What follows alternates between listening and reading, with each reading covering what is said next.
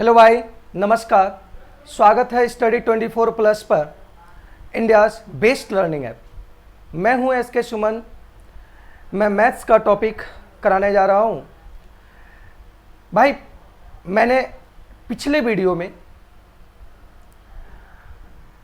वास्तविक संख्या, real number का, वास्तविक संख्या का हम लोग उदाहरण कर चुके थे। वास्तविक संख्या का जो उदाहरण हम लोग किए वो बेस्ट एनालिसिस किए।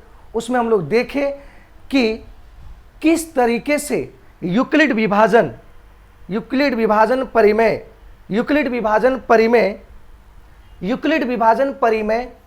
और यूक्लिड विभाजन एल्गोरिदम क्या होता है, इसका यूज कहां कहां है, कौन से सवाल में इसको यूज करना है और किस तरीके से यूज करना है, किस क्वेश्चंस में यूज करना है, वो सारी बात हम लोग सीखे और देखे भी कि यूक्लिड ने जो परिमेय दिया वह क्या था, है ना। तो हम लोग वास्तविक संख्या का सारा उदाहरण हम लोग कर चुके थे। पिछले वीडियो में वास्तविक संख्या का टोटल उदाहरण में जितने भी सवाल था वह सवाल का एनालिसिस हम लोग कर चुके हैं और इसमें दो बातें भी सीखे जिसमें यूक्लिड विभाजन परिमेय और यूक्लिड विभाजन एल्गोरिदम। ठीक है, तो बच्चों आज हम लोग देखेंगे कि वास्तविक संख्या का प्रश्नावली 1.1 सवाल क्या है, कितने सवाल है, किस तरीके से सवाल को बनाया जा सके, वो सारा एनालिसिस हम लोग करेंगे। पॉइंट को देखते हुए हर पॉइंट को देखेंगे, हर क्वेश्चन के छोटी छोटी बात को बारीकी ढंग से सीखेंगे। तो चलते हैं क्वेश्चन पे, प्रश्नावली पे। तो यहां देखते हैं कि प्रश्नावली 1.1 आ गया। ये प्रश्नावली 1.1 आ गया, है ना। बिहार बोर्ड का जो बुक है, ये बुक, बिहार बोर्ड का जो ये बुक है, इसमें ये सारे सवाल इसमें हम लोग देखेंगे। इसमें एग्जाम्पल का सवाल देख लिए। पेज नंबर 8 का ये सवाल है, पेज नंबर 8 का ये प्रश्नावली 1.1 उसी में दिया हुआ है ना। लगभग 5 सवाल दिया गया है। अब हर सवाल को देखेंगे कि हम लोग उदाहरण तो पिछले वीडियो में एनालिसिस कर चुके थे। आज हम लोग देखेंगे ये सवाल कैसे कैसे बनता है, किस तरीके से बनता है, उसको एनालिसिस करते हैं। तो यहां पे दिया हुआ है कि निम्नलिखित संख्याओं का एचसीएफ ज्ञात करने के लिए यूक्लिड विभाजन एल्गोरिदम का प्रयोग कीजिए। मैंने ये बता चुका था कि यूक्लिड विभाजन एल्गोरिदम क्या है और यूक्लिड विभाजन परिमेय क्या है। यूक्लिड विभाजन परिमेय थोड़ा सा जान लेते हैं फिर से एक बार थोड़ा सा, कि यूक्लिड विभाजन परिमेय जो है, उन्होंने यूक्लिड ने एक टर्म दिया था, एक इक्वेशन बताया था कि a BQ प्लस R, जहां R 0 से बड़ा या बराबर होगा लेकिन B से हमेशा छोटा होगा, है ना। A के बारे में बताया था, इसको हम भाज्य बोलते हैं।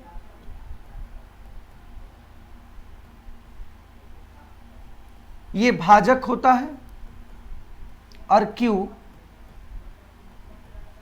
भागफल होता है मेरे दोस्त। R के बारे में हम लोग शेषफल के बारे में।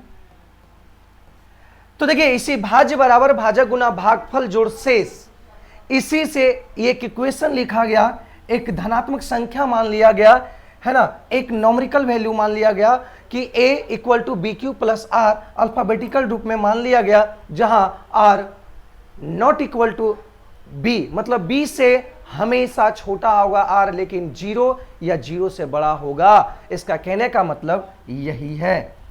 तो इसमें ये भी देखिए, एग्जाम्पल के तौर से हम लोग देखते हैं, फिर से एक बार थोड़ा सा ध्यान देंगे, है ना। पिछली क्लास को हम लोग फिर से बता दे रहे हैं कि क्या है वो। तो इसको हम 2 बार में लगाएं तो ये 10 आया, 3 शेषफल आया।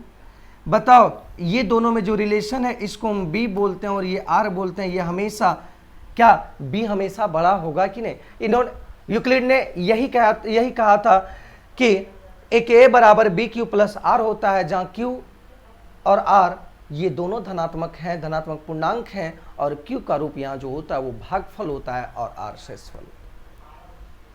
ठीक है बच्चों, तो यहां तक उम्मीद करते हैं कि ये हम लोग पिछले क्लास में सीख चुके थे और बहुत बारीकी ढंग से हम लोग एनालिसिस किए, विश्लेषण किए।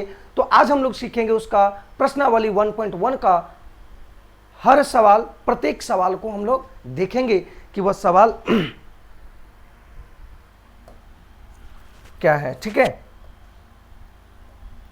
चलिए अगला सवाल। यहां पे पहला सवाल का पहला क्वेश्चन कि निम्नलिखित संख्याओं का एचसीएफ ज्ञात करने के लिए यूक्लिड विभाजन एल्गोरिदम का प्रयोग कीजिए।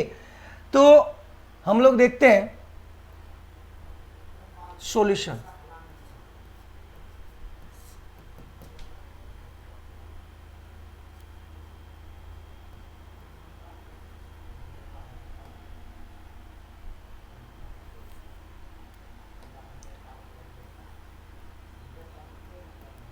यहां a बराबर 225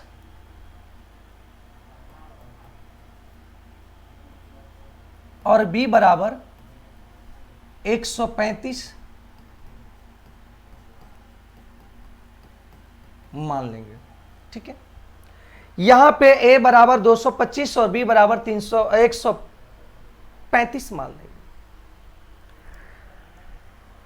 जहां a हमेशा बड़ा होगा किससे? b से। a हमेशा बड़ा, दो धनात्मक यूक्लिड ने माना था तो उसमें a और b माना था धनात्मक, तो a बड़ा होगा हमेशा b से। तो इसलिए यूज करते हैं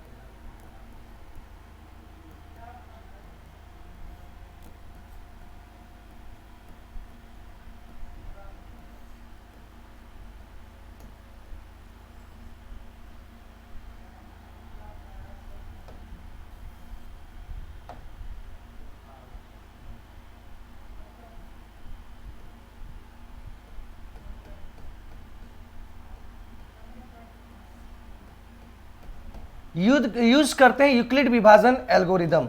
यूक्लिड विभाजन एल्गोरिदम को हम यूज करते हैं और आगे हम सॉल्यूशन की ओर बढ़ते हैं कि इसका सॉल्यूशन क्या होता है, क्या है सॉल्यूशन, इसके बारे में हम देखते हैं। तो चलिए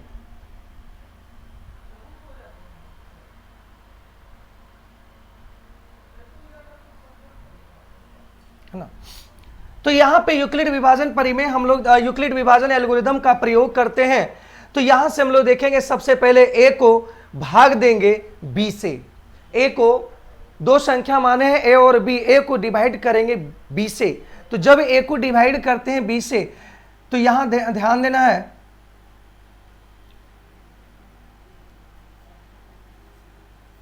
एक 135 से विभाजित करते हैं, डिवाइड करते हैं 225 को। तो देखते हैं कि यहां से एक बार में लगेगा, सबसे पहले तो एक बार में लगेगा तो 135। ठीक है, 135 एक बार में लगा, 0 9 है ना, 0 यहां 9 आ गया। अब देखें यूक्लिड विभाजन एल्गोरिदम से यूक्लिड ने एक कॉन्सेप्ट दिया एल्गोरिदम का। वह कॉन्सेप्ट था कि जब किसी संख्या को किसी से डिवाइड किया जाए तो वह संख्या तब तक डिवाइड किया जाए तब जब तक शेषफल में 0 ना आ जाए। अगर शेषफल 0 आ जाए तो वही हम लोग स्टॉप कर जाएंगे और जिससे जो भाजक होगा वो जीरो लाने के लिए जो भाजक होगा, जो जिस भाजक से हम डिवाइड किए वो जीरो, उसी कारण से जीरो आया, तो उस भाजक को हम लोग एचसीएफ देंगे, एचसीएफ कहेंगे। यूक्लिड एल्गोरिदम ने, यूक्लिड विभाजन एल्गोरिदम का यही कहना था। तो यहां देखें कि शेषफल 90 आ गया, मतलब यहां पे जो r है, यहां इस स्टेप में r नॉट इक्वल टू 0 आया, मतलब r 0 नहीं आया। तो फर्स्ट चरण में हम लोग देखें कि कि 225 बराबर 135 इंटू 1 प्लस 90, जहां r नॉट इक्वल टू 0, मतलब यहां पे r not equal to 0, r 0 नहीं आया। तो फिर एल्गोरिदम, यूक्लिड विभाजन एल्गोरिदम से, इस कॉन्सेप्ट से, इस परिमेय से फिर को यूज, यूक्लिड विभाजन एल्गोरिदम को यूज करके हम लोग फिर इसको जीरो, शेषफल को जीरो लाने की कोशिश करेंगे। तो देखते हैं, जीरो लाते हैं, फिर से एक बार डिवाइड किए,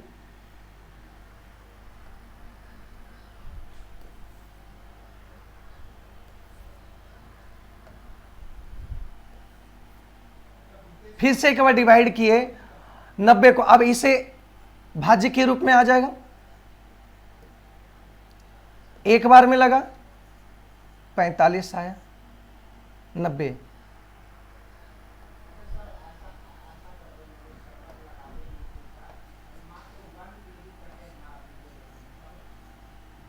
ठीक है बेहतर। लेकिन अब भी जीरो नहीं आया। सेकेंड चरण में भी, अगर सेकेंड स्टेप में भी काम किए तो सेकेंड स्टेप में भी जीरो नहीं आया, मतलब यहां पे a बराबर था 135 और 90 इंटू 1 प्लस,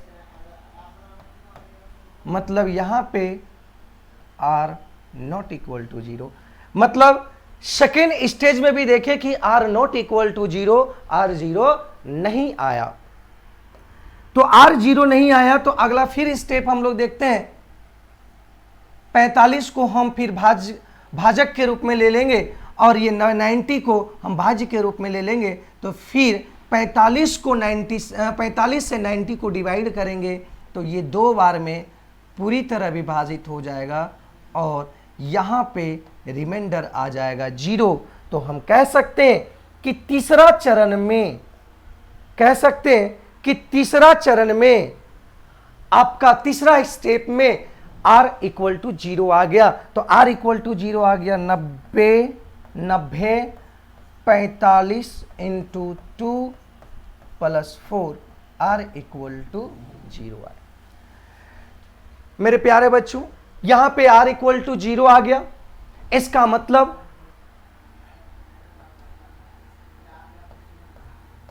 अतः शेष 0 है। तो हम ये प्रक्रिया को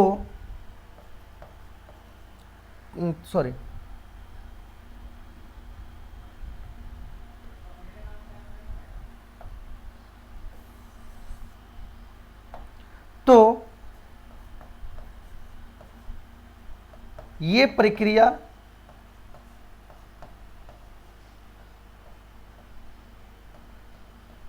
ये प्रक्रिया यहीं समाप्त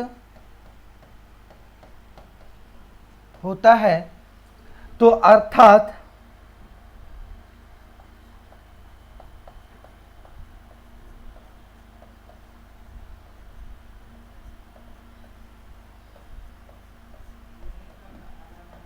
तो हम कह सकते हैं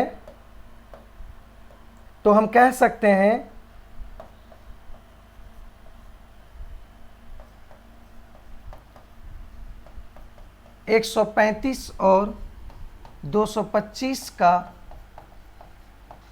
एचसीएफ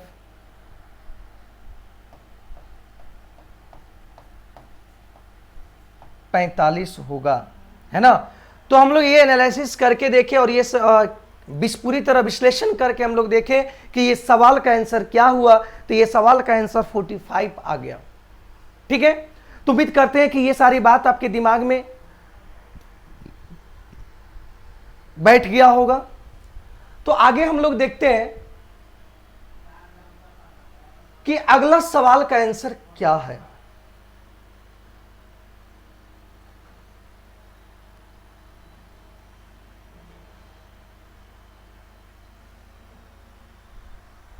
अगले सवाल का आंसर क्या है?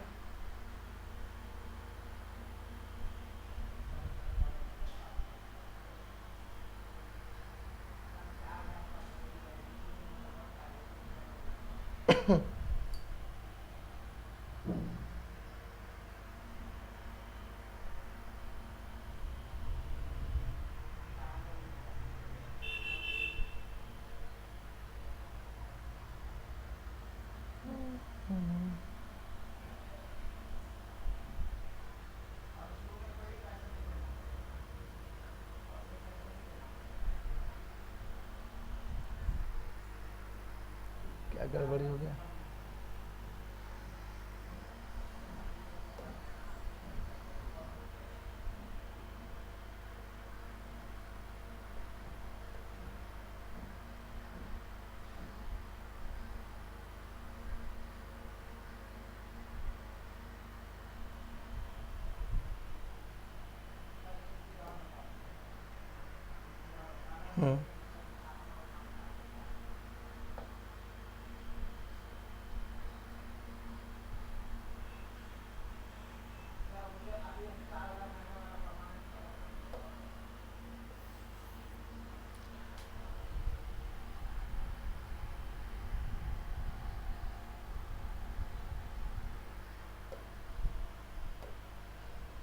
ठीक, कुछ गड़बड़ी आ जाने के कारण से गया।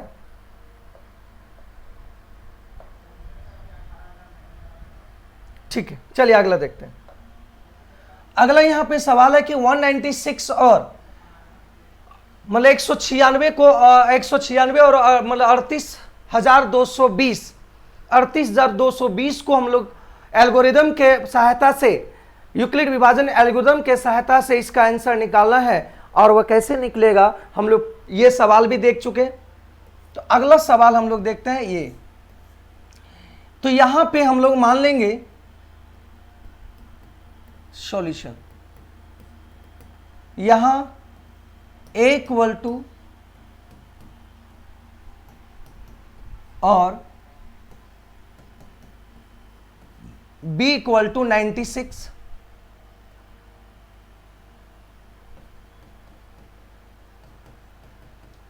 मान लेंगे, जहां A बड़ा होगा B से। तो यहां पे हम लोग यूक्लिड विभाजन, इसलिए यूक्लिड विभाजन का प्रयोग करेंगे।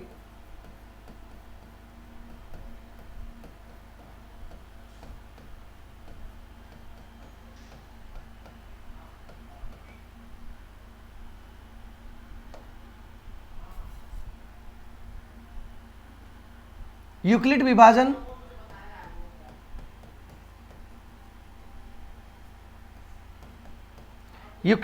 एल्गोरिथम से हम लोग यूज करेंगे कि क्या होता है। तो यूक्लिड विभाजन एल्गोरिथम का प्रयोग करेंगे तो एक वो चरण होता है कि स्टेप होता है, है ना। तो अगला हम डिवाइड करते हैं, सबसे पहले ए को बी से डिवाइड करते हैं।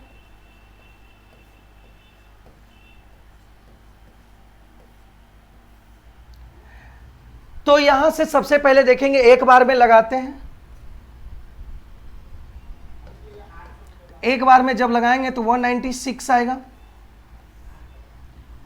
घटाते हैं, 12 में से 6 गया 6, ठीक है। पहले लगाएंगे 382 में लगेगा 196 से डिवाइड करेंगे 382 को, पहले फर्स्ट 3 डिजिट को। तो 1 से डिवाइड हो रहा है, 1 से 2 से करेंगे तो उससे ज़्यादा हो जाएगा। तो यहाँ पे क्या 17 में से 9 गया 8, और यहाँ से हम लिए 2 में से 1 गया तो 186। फिर हम यहाँ से 2 को लिखें क्योंकि नहीं लग सकता, उससे छोटा हो जाता है, सेसपल छोटा होता है हमेशा। फिर हम लगाएं तो यहाँ देखना 196 है, तो इसको 9 बार में यहाँ पे लगाते हैं, क्योंकि 1862 है, वो मतलब 1900 के आसपास है, 1960 के आसपास है। यहाँ पे अगर 10 से डिवाइड 1960 आ जाएगा, और ये 1960 के नीचे है, तो 9 बार में लगाने की कोशिश करते हैं, तो 9 बार में लग जाएगा। 9 छक 54, 9 नवा 81, 81 एक 86, 6 आ गया, और 9 नम्मा 81, 86 हो गया, 9 1 9 8 17, 1764, ये आ जाता है 12 में से 6 8, यहां 15 में से 6 जाएगा 9,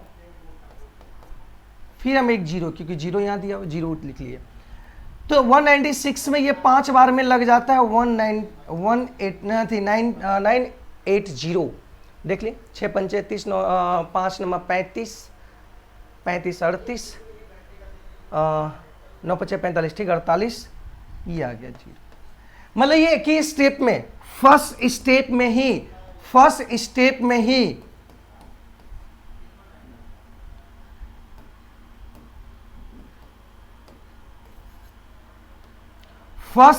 में ही ये आ गया, फर्स्ट स्टेप में ही जीरो आ गया सेसफल, है ना, फर्स्ट स्टेप में ही जीरो आ गया सेसफल, मतलब r इक्वल टू जीरो आ गया।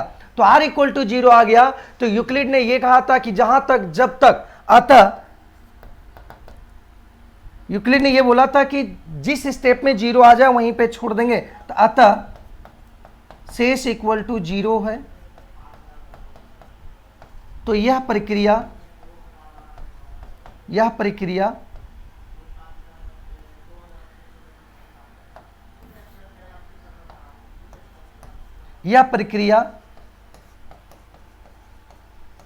समाप्त करते हैं।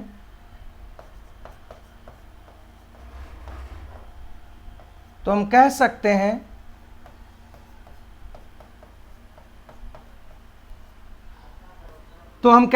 हैं कि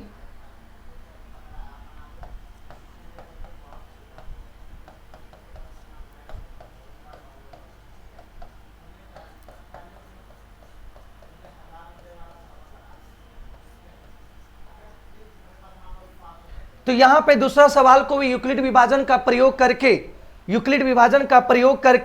हम लोग इसका आंसर निकाल दिए कि यूक्लिड विभाजन का प्रयोग करके हम लोग देखे कि 196 को जब 196 और 38,220 को 20 का यूक्लिड विभाजन का प्रयोग करके हम एचसीएफ निकाले, तो एचसीएफ देखा गया कि एचसीएफ 196 आया। इसका यूज किए, किसका यूज किए, यूक्लिड विभाजन का प्रयोग, फर्स्ट स्टेप में ही इसका r इक्वल टू जीरो आ गया। तो इस कारण से हम कह सकते हैं कि अगर जब जीरो आ जाता है तो हम कह सकते हैं कि यह 196 और 38220 का एचसीएफ जो होगा वह एचसीएफ क्या होगा, 196। तो उम्मीद करते हैं कि आपके भेजे में घुस गया होगा, है ना। इसी तरह हम लोग डिटेल करके सीखेंगे, हर सवाल का आंसर, है ना, हर सवाल का जवाब जो होगा वो इसी विश्लेषण के साथ, इसी तरह विश्लेषण करते हुए हम लोग आगे बढ़ेंगे। तो चलते हैं नेक्स्ट सवाल की ओर। तो नेक्स्ट सवाल क्या है, 867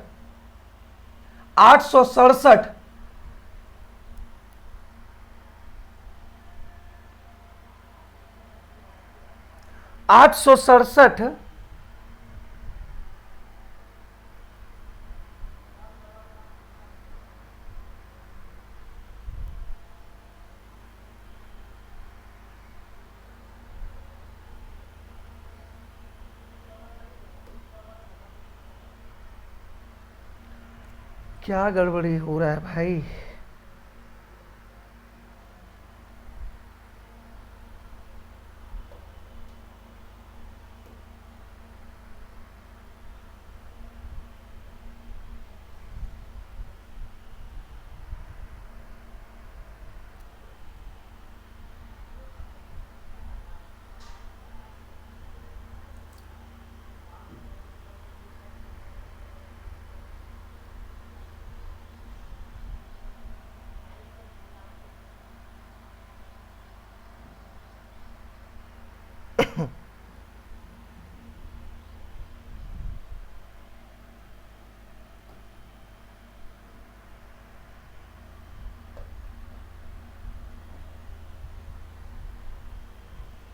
ठीक है, चलिए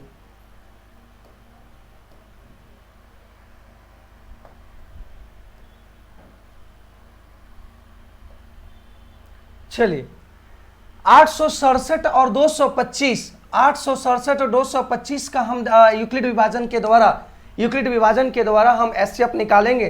तो ये यूक्लिड विभाजन के द्वारा हम एचसीएफ निकालेंगे, तो यहाँ सबसे पहले हम मानेंगे, ये सवाल हो गया, ये सवाल हो गया, ये सवाल हम, तो यहाँ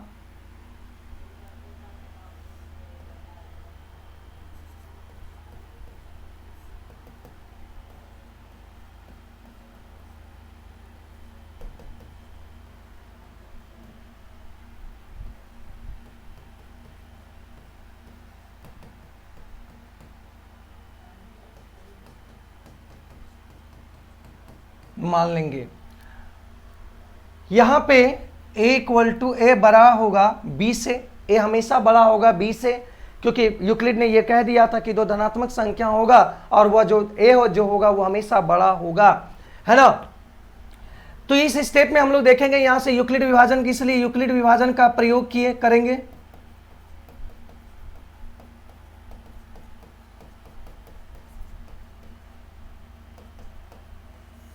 यूक्लिड विभाजन के एल्गोरिदम से हम लोग यूज करेंगे और देखेंगे, है ना। तो सबसे पहले a को b से डिवाइड करते हैं, है ना।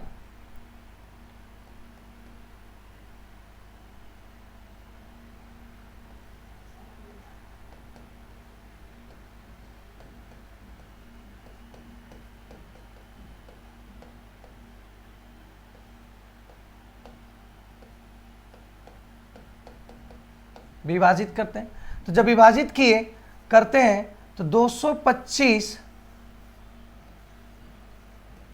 867, ठीक है। ये कितने बार में लगेगा? 3 बार में लगेगा, क्योंकि 4 बार में लगाएंगे तो 4 दूनी 8, 2500 का जो 900 हो जाता है, 3 बार में लगेगा, तो 3 बार में लगेगा 5 तिया 15, 3 दूनी 6, 1 7 और 3 दूनी 6, 675। यहां आ गया 2, है ना, यहां आ गया 2, और 6 में से 16 में से, यहाँ 16 में से 7 जाएगा 9, और यहां आ जाएगा 1, ठीक है। तो 9 5 7 7 8 9 16 16 1 7 18, ठीक है। लेकिन यहां पे पहले चरण में देखा, जब हम पहले चरण में यूक्लिड परिमेय का प्रयोग किए, यूक्लिड एल्गोरिथम का यूज किए, तो देखा कि यहां पे r नॉट इक्वल टू 0 आया, मतलब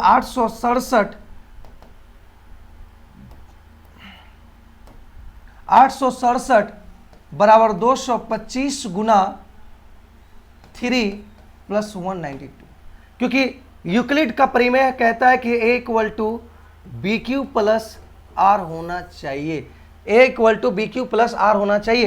तो पहले चरण में भी देखा गया कि r नॉट इक्वल टू 0 हुआ।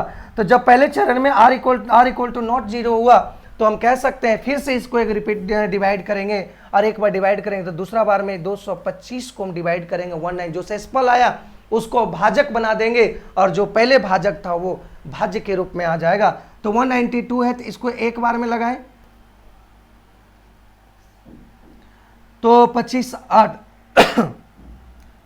5 में से 2 गया 3, कोई दिक्कत नहीं ना, देख लेना। 25 192, यहां पे 12 में से यहां पे भी 3 आया,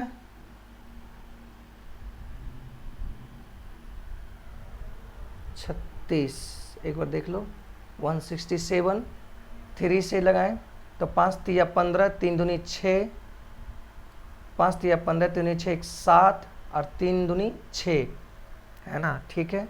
7 में से 2 गया, 16 में से 7 गया 9, और यहाँ 7 में से 1 गया 192, ठीक है। जब लगाएं तो एक बार में लगाएं तो 5 में से 2 गया 3,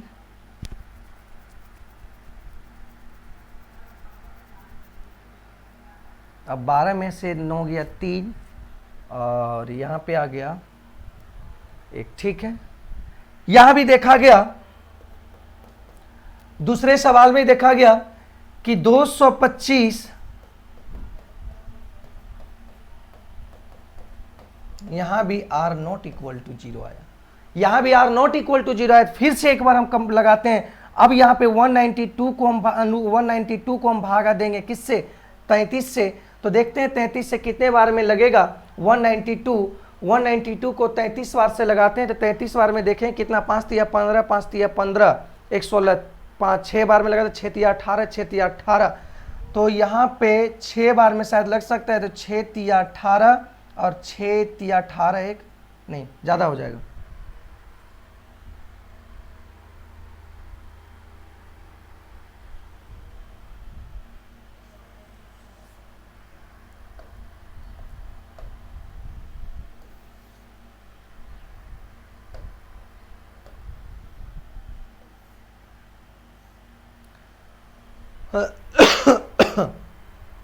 चार बार में लगाएंगे तो ज़्यादा हो जाएगा। 5 चौक 20, 192, 225 लगाएं तो यहाँ पे 193 हो गया। तो यहाँ पे 25 और 8, 25 8 33 आया।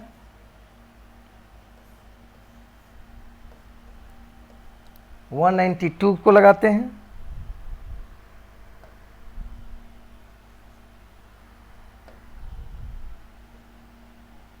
तो 4 बार में 5 बार में 5 तिया 15, 5 बार में अगर लगाते हैं तो 5 तिया 15 और 5 तिया 15, 116, 165, 12 में से 5 गया 7, है ना, 12 में से 5 गया 7 और यहाँ पे बचा 8 8 2 27।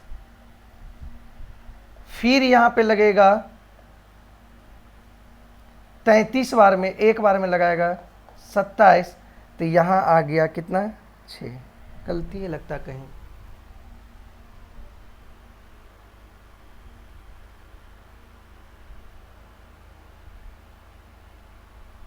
अच्छा ठीक।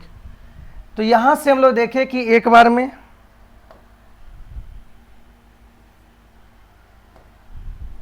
सत्ताईस, एक बार में लगाएं, आया कितना, 6। तो सबसे पहले हम देखें कि तीसरा स्टेप भी जब यूज किए, तो 33 × 5 प्लस यहां भी आर नॉट इक्वल टू 0 आया। जब चौथा यूज किए, चौथा स्टेप में जब यूज हुआ तो यहां भी देखा गया कि 33 इक्वल टू 27 इंटू 1 प्लस 6, यहां भी आर नॉट इक्वल टू 0 है। अब फिर हम 6 को, फिर 6 से हम डिवाइड करते हैं 27 को, तो यहां आ जाएगा 6 तिया 18, 6 चौक 24, 4 बार में लगाएंगे 6 चौक 24 और यहां आएगा 3 और यहां फिर आएगा 6 और 2। मतलब यहां पे पांचवा स्टेप में भी जब यूज किए, पांचवा स्टेप में भी जब यूज किए तो रिमाइंडर बचा दिया, रिमाइंडर दे दिया कितना, 3। यहां भी आर नॉट इक्वल टू 0 आया। जब ये छठा स्टेप में आया तो 6 बराबर 3 × 2 प्लस 0 आया। मतलब ये छठा स्टेप में आया तो हम यहां तक रुक जाएंगे और इसका एचसीएफ जो होगा वो हमेशा 3 होगा। तो ये था मेरे दोस्त, ये बच्चों ये समझ में आया होगा कि 867 को जब 225 से हम डिवाइड किए तो इतना स्टेप में आगे बढ़ते गया, इतना स्टेप में आगे बढ़ते गया और छठा स्टेप में जाके रिमाइंडर जो आया वो रिमाइंडर 0 आया। छठा स्टेप में जाके रिमाइंडर 0 आया। तो हम कह सकते हैं कि एचसीएफ जो होगा इसका दोनों का जो एचसीएफ होगा वो आपका एचसीएफ होगा 3। और ये यूक्लिड विभाजन का एल्गोरिथम का यूज करके हम लोग ये दो सभी 1 2 3 सभी का आंसर निकाल दिए एल्गोरिथम को यूज करके। ठीक है, तो आगे बढ़ते हैं अगले सवाल पे कि अगला सवाल क्या है, कौन सा सवाल है अगला, इसके बारे में हम लोग देखते हैं। चलिए आगे बढ़ते हैं। यह कह रहा है कि दर्शाइए कि कोई भी धनात्मक विषम पूर्णांक 6q + 1 और 6q + 3 और 6q + 5 के रूप में होता है जहां q एक पूर्णांक है ना। एक सवाल आया, हम लोग पिछला जो सवाल में हम लोग एल्गोरिथम का यूज करके यूक्लिड विभाजन एल्गोरिदम का यूज करके हम लोग एचसीएफ को निकालने की तरीका को सीखे, है ना। उदाहरण में भी हम सीख चुके थे और उसका यूज किए हम लोग प्रश्नावली 1.1 में। तो ये प्रश्नावली 1.1 का एक सवाल है कि दर्शाए कि कोई भी धनात्मक विषम पूर्णांक 6q + 1, 6q + 3 और 6q + 5 के रूप में होता है, जहां q एक पूर्णांक है। तो ठीक है, हम आगे बढ़ते हैं, देखते हैं इस सवाल को। सॉल्यूशन, मान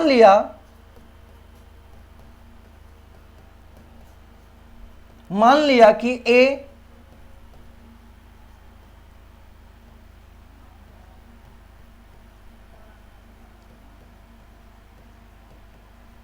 ए धनात्मक विषम पूर्णांक है। मान लिया कि ए धनात्मक विषम पूर्णांक है,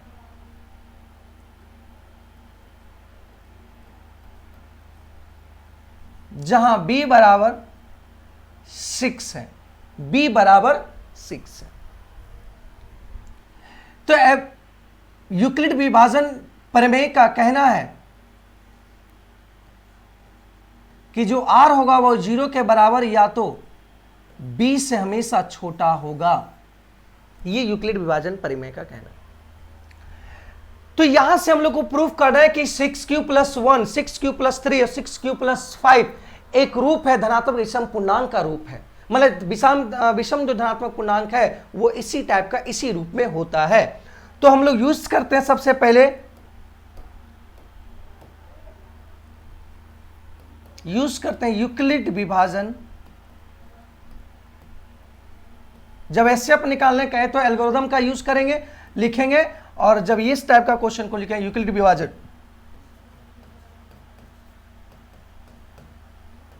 प्रमेय से, यूक्लिड विभाजन प्रमेय से। तो यूक्लिड विभाजन प्रमेय से हम लोग क्या चीज देखने की कोशिश करेंगे, वो चीज समझना है कि ए कोई एक धनात्मक पूर्णांक है। जब ध्यान देंगे, जब ए को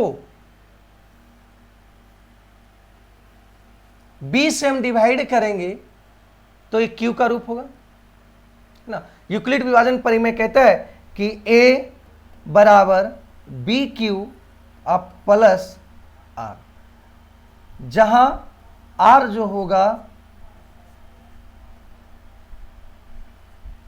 इससे छोटा होगा, मतलब b से छोटा होगा। तो इसको डिवाइड करेगा तो r होगा, इसे किसका कहना यही है। तो यूक्लिड विभाजन प्रमेय से हम लोग देखेंगे कि यहां जो r का वैल्यू पॉसिबल है, जो r का मान संभव है, या b बराबर हम जान रहे हैं कि b बराबर 6 है, तो r बराबर जो संभव मान होगा वह संभव मान आपका क्या क्या होगा, 0 होगा, 1 होगा, 2 होगा, 3 होगा, 4 होगा और 5 होगा, 6 नहीं होगा भाई, क्योंकि जो r होगा वो b से हमेशा छोटा होगा। तो r का मान, r का संभव मान आपका देखा गया यहां पे कि 0, 1, 2, 3, 4, 5 है। तो इसलिए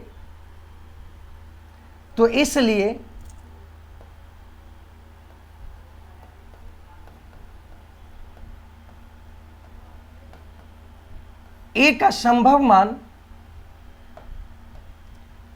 ए का जो संभव मान होगा वो क्या क्या हो सकता है वो चीज ध्यान देंगे, क्योंकि ये इक्वेशन है, और इसी में पुट करना है वैल्यू को। तो ए का जो संभव मान होगा, जब हम यहां देख रहे हैं कि b इक्वल टू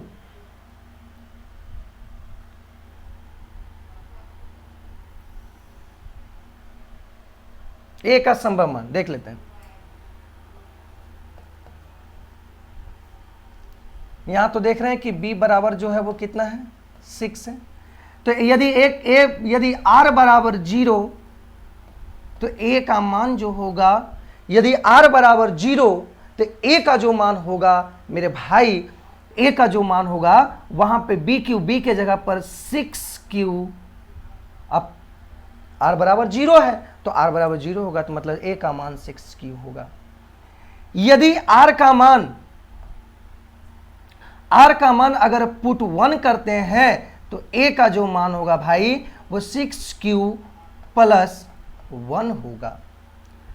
जब r बराबर हम 2 पुट करते हैं तो a का जो मान होगा वह 6q प्लस r के जगह पर हम 2 पुट कर, 6q तो सेम ही होगा क्योंकि b q है तो b बराबर 6 होगा।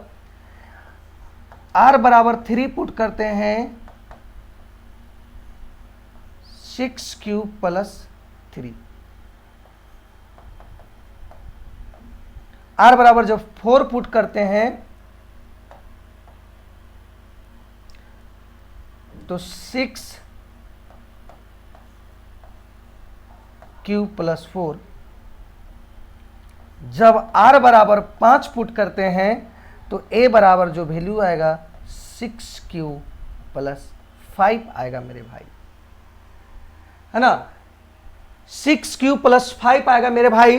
तो यहां चीज देख लिए कि यूक्लिड विभाजन परिमेय का जब यूज किए तो a बराबर bq प्लस r के फॉर्म में होता है, जहां r 0 से बड़ा होगा या बराबर होगा लेकिन b से हमेशा छोटा होगा, है ना। भाज्य से हमेशा, भाजक से हमेशा शेषफल छोटा होता है।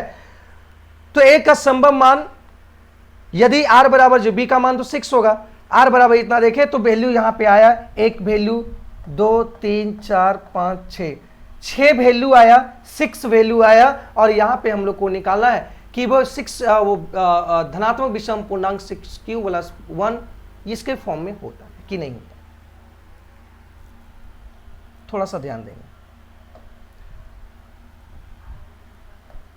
थोड़ा सा इस पे गौर करेंगे, गौर इसमें फरमाएंगे कि ये जो वैल्यू देखा है ये 2 इंटू 3q लिख सकते हैं कि नहीं, लिख सकते हैं कि नहीं मेरे भाई। इस पे थोड़ा सा ध्यान देना कि ये हम 2 कॉमन लेकर 6q प्लस 1 लिख सकते हैं। इस पे देखना है, इस पे ध्यान देना है, गौर करना है कि 2 अगर कॉमन लेते हैं तो 3q प्लस 2 आएगा, आएगा कि नहीं।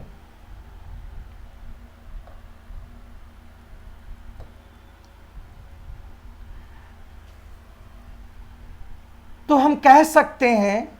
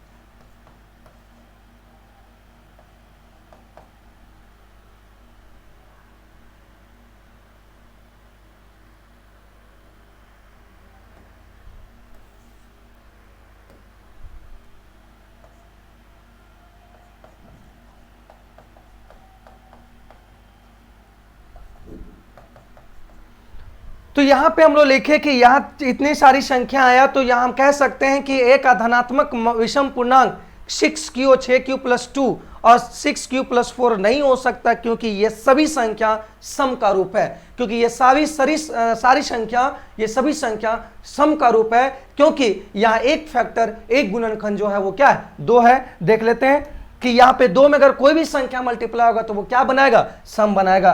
कोई भी संख्या जब मल्टीप्लाई होगा तो ये सम बनाएगा। यहाँ भी देखिए एक कोई ये संख्या हो, यहाँ कुछ भी रखेंगे, अगर यहाँ इवन ऑड भी रहेगा तो वो 2 से मल्टीप्लाई बनकर ये भी क्या बन जाएगा, सम बन जाएगा, और ये भी क्या बन जाएगा, सम बन जाएगा। इसलिए हम कह सकते हैं कि एक का धनात्मक विषम पूर्णांक 6q प्लस 2 और 6q प्लस 4 नहीं हो सकता, ये इसका रूप नहीं हो सकता। तो इसलिए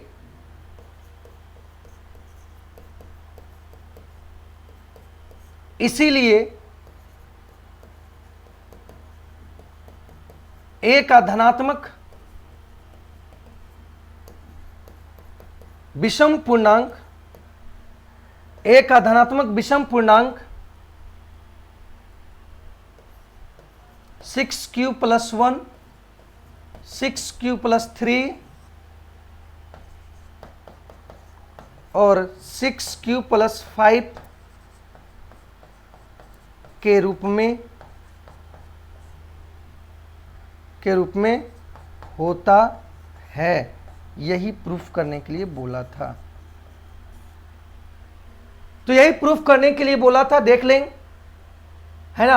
आप स्क्रीनशॉट लेना चाहते हैं तो स्क्रीनशॉट भी ले सकते हैं इसका, है ना। पूरा एक ओवरव्यू दे दिए कि किस तरीके से ये दर्शाया गया या प्रूफ किए कि कोई भी धनात्मक विषम पूर्णांक 6q प्लस 1 और 6q प्लस 3 या 6q प्लस 5 के रूप में होता है, जहां q एक पूर्णांक है, मेरे भाई। इसको आप लोग अच्छी तरीके से एक बार देख ले, है ना। या स्क्रीनशॉट लेना चाहते हैं तो स्क्रीनशॉट भी ले सकते हैं, है ना। स्क्रीनशॉट लेना चाहेंगे तो स्क्रीनशॉट भी ले सकते हैं। देख लें एक बार थोड़ा सा ओवरव्यू करके।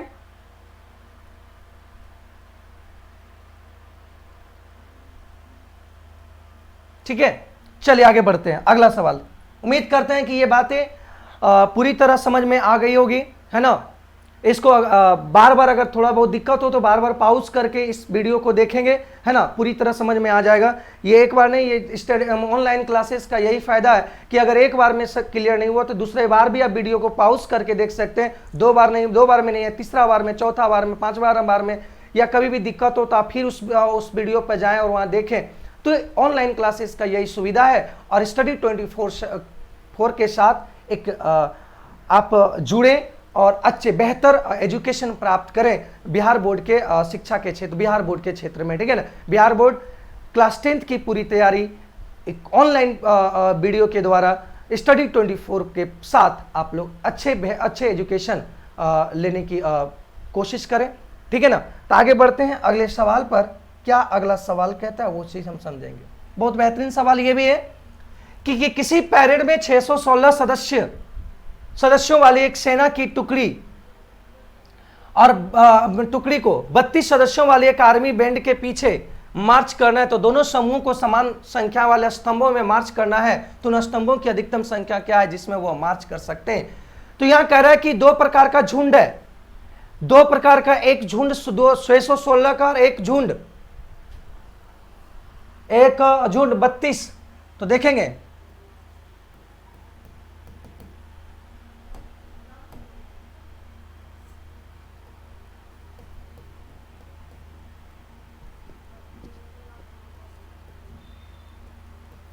पहली सेना के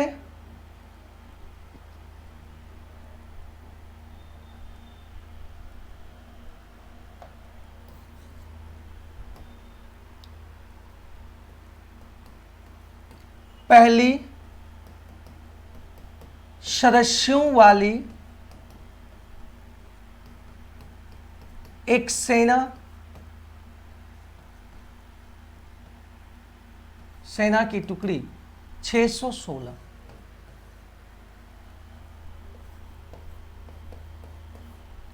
दूसरी सदस्यों वाली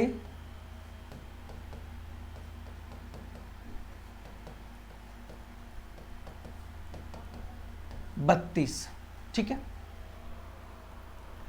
पहली सदस्यों वाली एक सेना की टुकड़ी, पहली सदस्यों वाली एक सेना की टुकड़ी, पहली सदस्यों वाली एक सेना की टुकड़ी, है ना, पहली सदस्यों वाली एक सेना की टुकड़ी 616 और दूसरी सदस्यों वाली एक सेना की टुकड़ी 32 है, ठीक है। तो यहां देखना है कि दोनों समूह को समान संख्या वाली स्तंभों में मार्च करना है, मतलब जो स्तंभों की संख्या होगी वो हमेशा समान होगा। उसमें जो कोई ये नहीं है कि अगर मान लिया 8 की संख्या है तो 9 नहीं हो सकता, 10 की संख्या है तो 10 संख्या सब में हो, है ना, बराबर हो, इक्वल हो। तो यहां पे हम लोग इसलिए यहां ये कह सकते हैं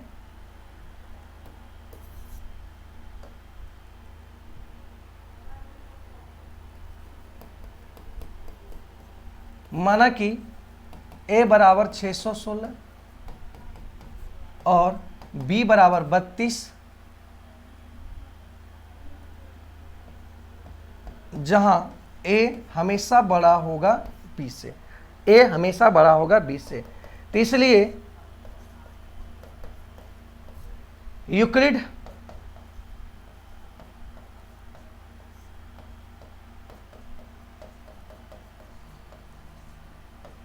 यूक्लिड विभाजन एल्गोरिदम से हम लोग यूज करके इसका आंसर निकालेंगे कि ये कितना होता है, क्या होता है। तो सबसे पहले हम डिवाइड करेंगे a को b से, है ना, सबसे पहले हम डिवाइड करेंगे a को b से।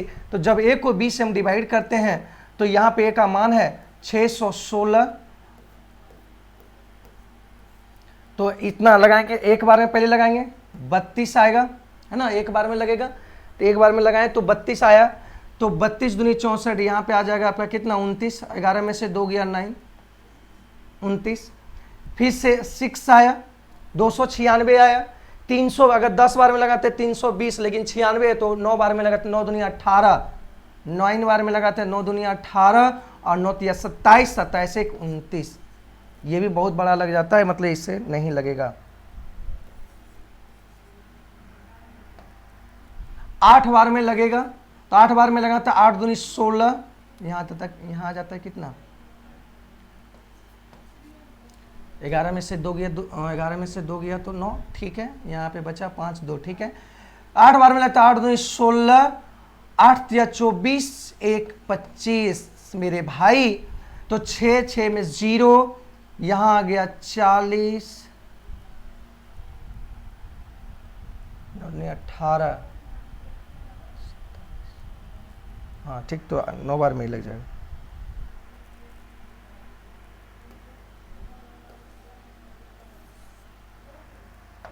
नौ बार में ही लग जाएगा। तो 9 दूनी 18, 9 तिया 27, एक 28 होगा, 88, 16 में से 8 गया 8, और यहां पे आ गया ये। मतलब देखा गया कि पहले चरण में जब 16 को हम डिवाइड किए, पहले चरण में 116 को डिवाइड किए 32 से, तो 32 इंटू 19 प्लस 8 आया, यहाँ r नॉट इक्वल टू 0 आया। तो हम यहाँ पे रुकेंगे नहीं, यूक्लिड ने ये बोला था जब तक 0 ना आ जाए तब तक हम रुकेंगे नहीं। तो फिर अगला बार हम डिवाइड किए, इस 32 को डिवाइड करेंगे 8 से, जो सेसफल है वो मेरा भाजक का काम करने लगेगा, जो भाजक था वो भाज्य का काम करने लगेगा। तो 8 चौक 32, ये 0 आ गया। मतलब दूसरा स्टेप में देखा गया कि 32 equal to 8 into 4 plus 0, r equal to 0 आ गया। मेरे भाई यहां पे r इक्वल टू 0 आ गया, तो हम यहीं पे रुक जाएंगे,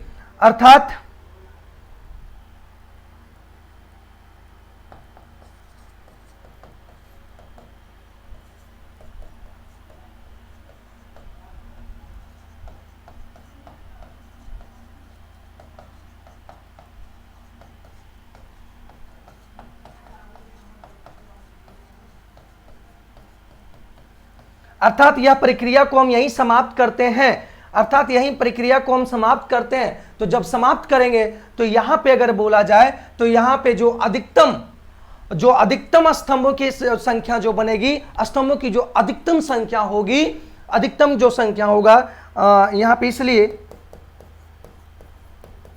स्तंभों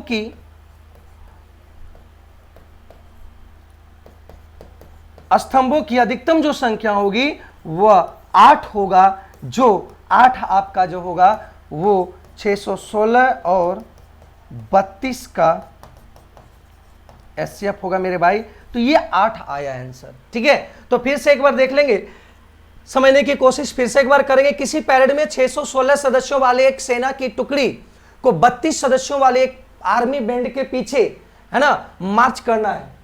तो दोनों समूह को समान संख्या वाले स्तंभ में मार्च करना है, मतलब दोनों जो संख्या होगी, जो दोनों को हम डिवाइड करेंगे, मतलब वहां पे जो संख्या होना चाहिए वो समान होना चाहिए, अलग अलग नहीं होना चाहिए। अगर एक स्तंभ में अगर 10 है तो दूसरा स्तंभ में भी 10 होना चाहिए, तीसरा स्तंभ में भी 10 होना चाहिए, मतलब जितने भी लाइन लगेगा उसमें 10-10 का होना चाहिए, या 20-20 का बने तो 20-20 होना चाहिए, या तो 5-5 का बने तो 5-5 होना चाहिए, बराबर बराबर संख्या होना चाहिए।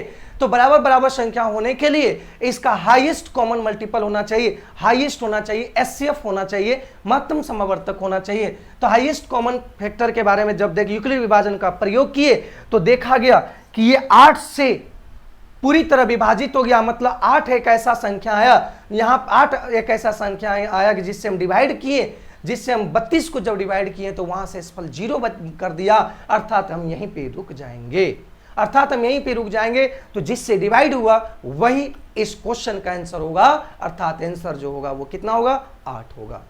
तो यहां तक उम्मीद करते हैं कि पूरी डिटेल दिमाग में बैठ गया होगा, समझ में आ गया होगा। तो इसलिए स्टडी 24 के साथ हमेशा जुड़े रहिए, क्योंकि यहां पे बेस्ट क्वालिटी का एजुकेशन मिलने वाला है, बेस्ट क्वालिटी वाले टीचर से, है ना।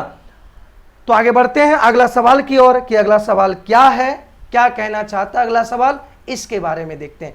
फिर बेहतरीन सवाल आपके स्क्रीन पे प्रश्नावली 1.1 का चौथा नंबर सवाल है ना, बेहतरीन सवाल है, बहुत खूबसूरत सवाल है, एक बेहतरीन सवाल जो पूछा जाने वाला एग्जाम में, ये वीबीआई के अंदर दायरे रख सकते हैं, या इस प्रकार का बहुत सवाल बन सकता है, वो सारा सवाल भी हम देखेंगे कैसे कैसे सवाल बन सकता है।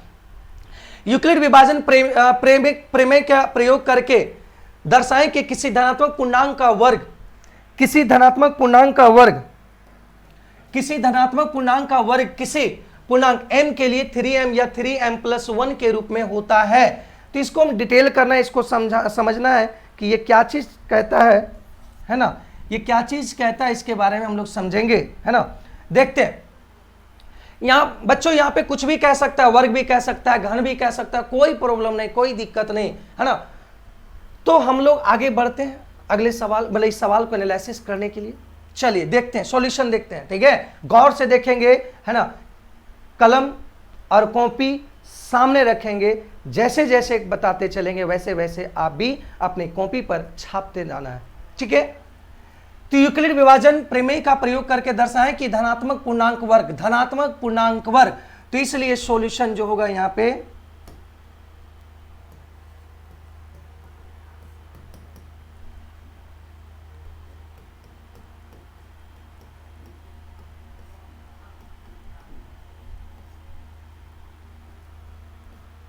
मान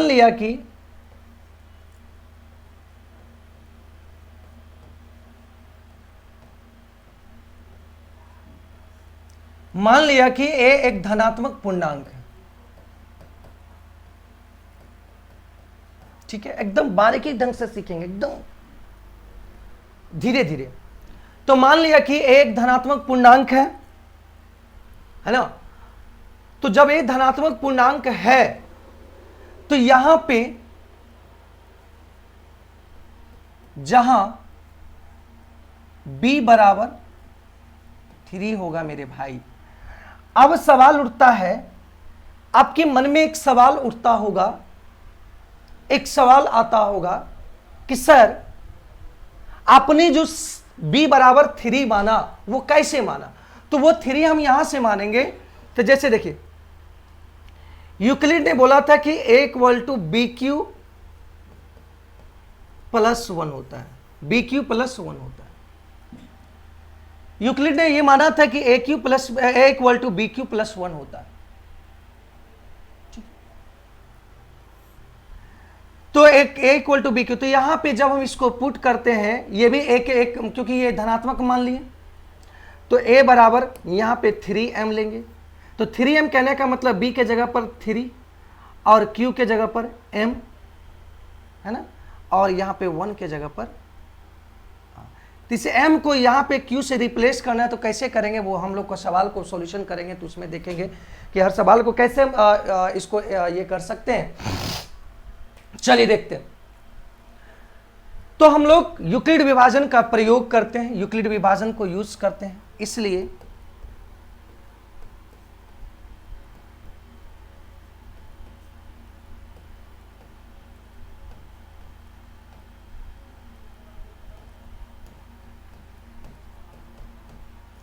यूक्लिड विभाजन परिमेय से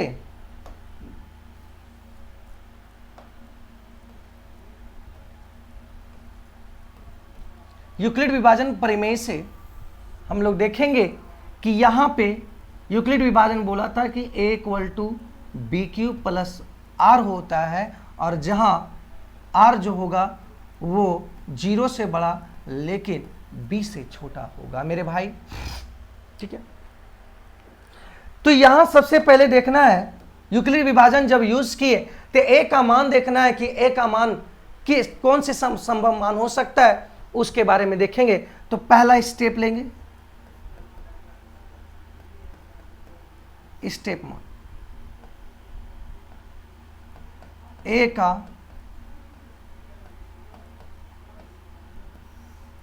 का संभव मान।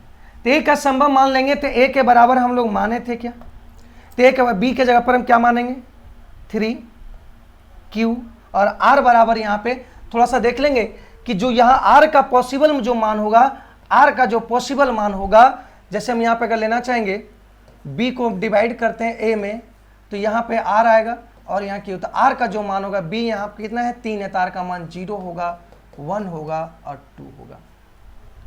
तो r का मान 0, r का मान a का संभव मान r इक्वल टू 0 के लिए है ना, r इक्वल टू 0 के लिए। तो देखते हैं तो 3q प्लस r, लेकिन यहां पे कह रहा है कि धनात्मक पूर्णांक का वर्ग होना चाहिए, यहां पे कह रहा है कि वर्ग के रूप में होना चाहिए। तो वर्ग के रूप में m है, m का जो पूर्णांक m का जो मान होगा वह 3m और 3m प्लस n के रूप में होगा। तो देखते हैं, देखिए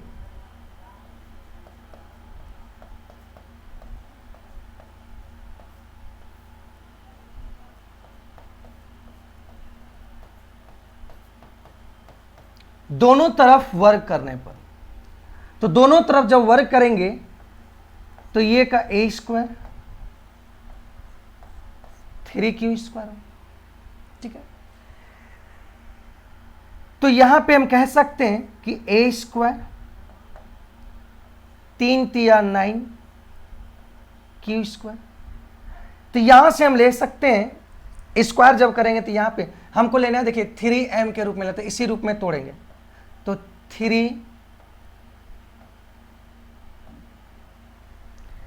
यहां पे हम लिख सकते हैं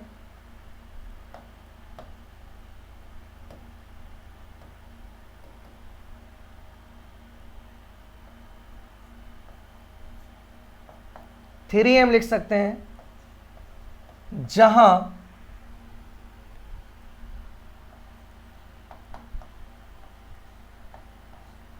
m बराबर 3। मतलब यहां देखा गया कि 3 इस चीज को अगर मान लिया जाए कि ये यूक्लिड विभाजन के परिमेय से a का जो वर्ग मान होगा, जो a धनात्मक जो संख्या a माने हैं, तो a का जो वर्ग मान होगा, स्क्वायर वाला जो मान होगा वह 3m के रूप में होगा। यहां से प्रूफ कर दिए कि ये जरूर होगा। तो चलते हैं अगला स्टेप में कि अगला इसका स्टेप क्या होगा।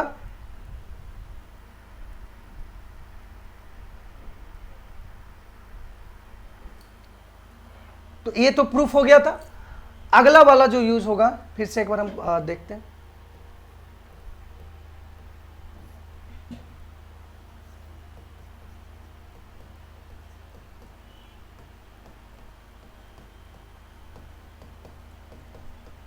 यूक्लिड विभाजन पर स्टेप 2,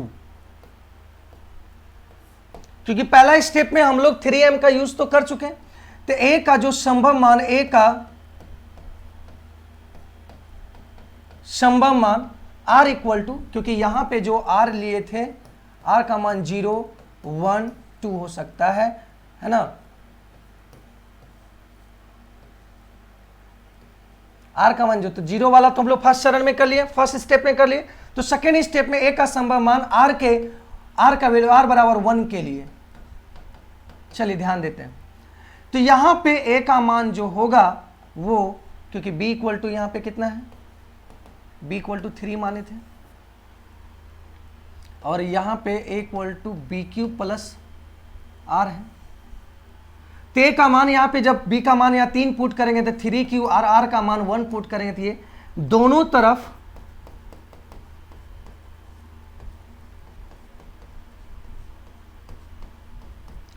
दोनों तरफ वर्क करने पर। तो जब दोनों तरफ वर्क किए तो यहां से a का स्क्वायर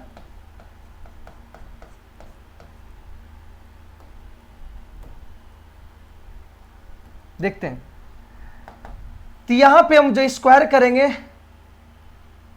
तो 3q का स्क्वायर करेंगे, 2 इंटू 3q इंटू 1, अब प्लस 1 का स्क्वायर करेंगे, ए स्क्वायर प्लस, यहां पे फॉर्मूला होता है a प्लस बी का होल स्क्वायर का फॉर्मूला होता है ए स्क्वायर 2ab और बी स्क्वायर होता है ये फॉर्मूला। तो उसी फॉर्मूला में इसको तोड़ दिए तो यहां देखा गया कि 9q, 3 का 2 बार मल्टीप्लाई करेंगे, 3q इंटू 3q, तो यहाँ 3 तिया 9q स्क्वायर होगा, है ना। तो 9q स्क्वायर हो गया और प्लस 3 दूनी 6q होगा और प्लस 1 होगा।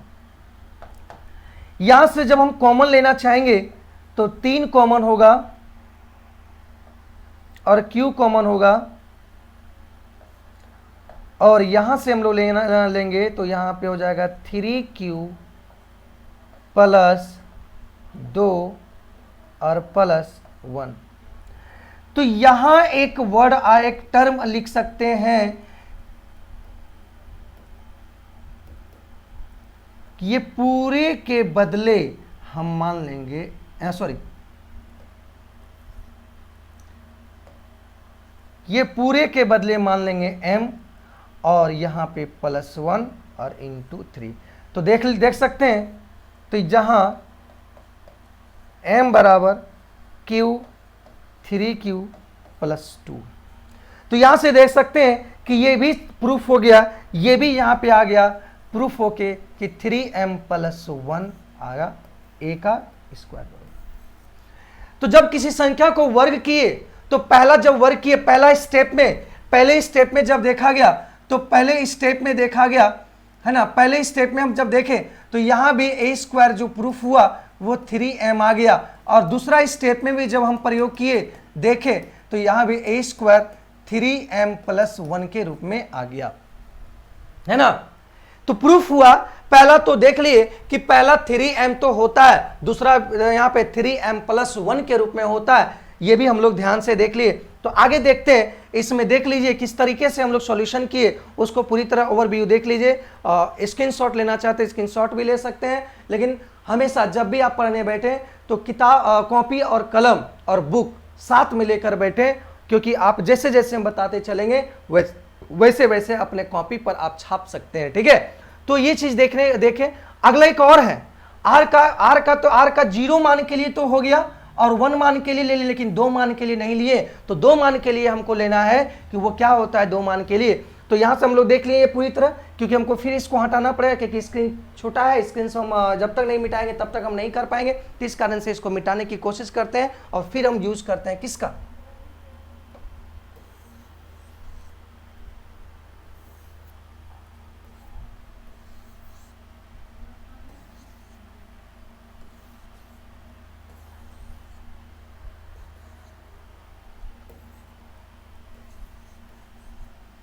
ठीक है।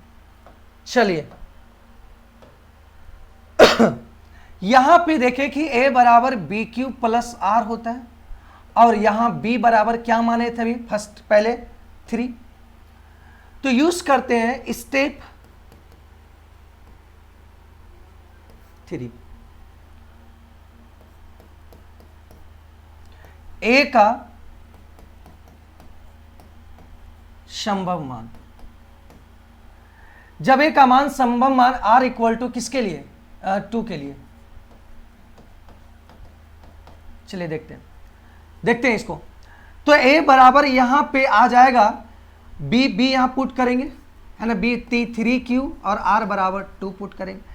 दोनों तरफ वर्क करना है, क्योंकि क्वेश्चन में कह चुका है कि वर्क के लिए हमको निकालना है। तो दोनों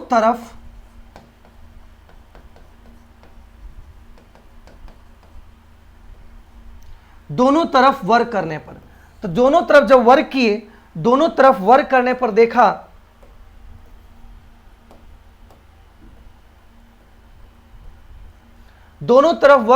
देखा गया कि यहां पे आएगा a का स्क्वायर और 3 प्लस 2 का स्क्वायर। चलिए देखते हैं।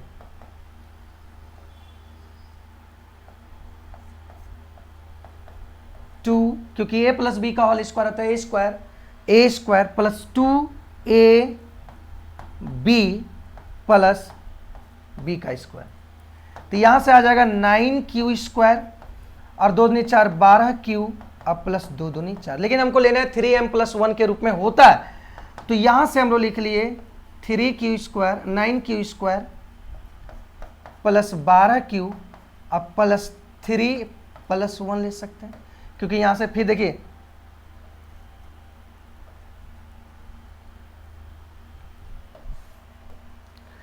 तो यहां से 9q स्क्वायर है, यहां पे 12q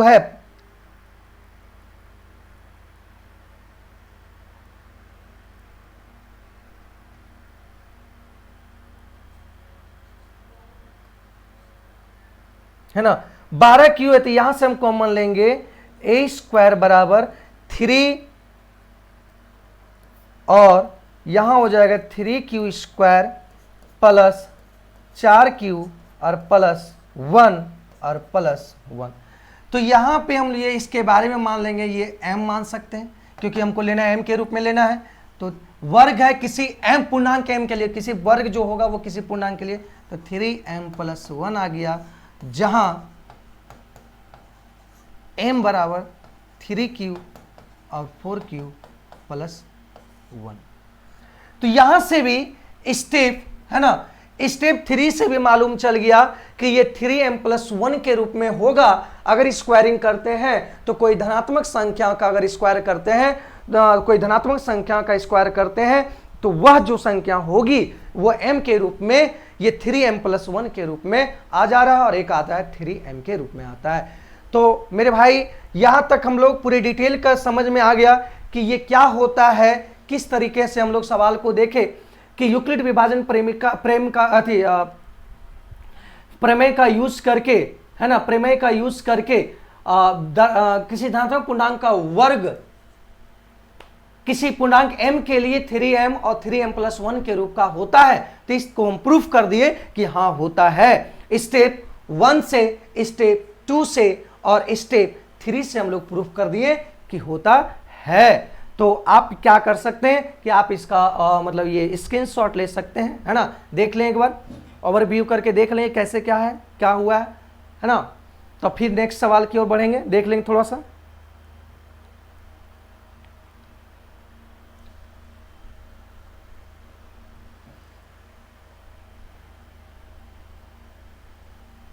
ठीक है, तो चलिए देखते हैं अगला सवाल। लास्ट सवाल है इस चैप्टर का, प्रश्नावली 1.1 का, प्रश्नावली 1.1 का लास्ट सवाल है। यूक्लिड यहां पे दिया हुआ बहुत बेहतरीन सवाल है, में थोड़ा सा कंफ्यूजन आ सकता है, VBI कर लीजिए। यूक्लिड विभाजन प्रमेय का प्रयोग करके दर्शाएं कि किसी धनात्मक पूर्णांक का घन 9m प्लस 1 या 9m प्लस 8 के रूप का होता है। ठीक है, 9 प्लस 1 का 8 का मतलब के रूप में होता है। तो इस चीज को हम लोग बारीकी ढंग से सीखेंगे, है ना, इस चीज को हम लोग सीखेंगे बारीकी ढंग से कि क्या होता है, किस तरीके से ये सवाल बनाया जाना चाहिए, वो सारा हम डिटेल दिखेंगे। तो एक बार कोशिश, थोड़ा सा ध्यान दीजिए क्वेश्चन को, सवाल को। तो सब पानी पीते हैं।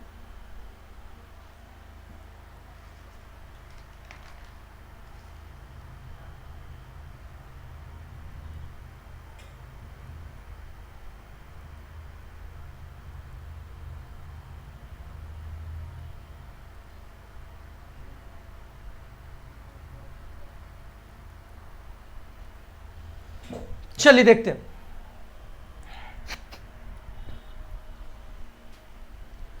यूक्लिड विभाजन का यूज करके इसको बताना है, तो इस चीज को समझने की कोशिश कीजिएगा। तो सबसे पहले हम लोग क्या करेंगे, सॉल्यूशन बहुत लंबा थोड़ा सा जाएगा ये।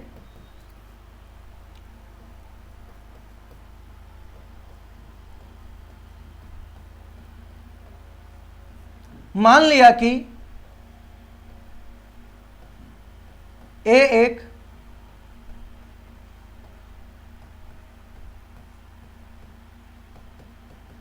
धनात्मक संख्या है,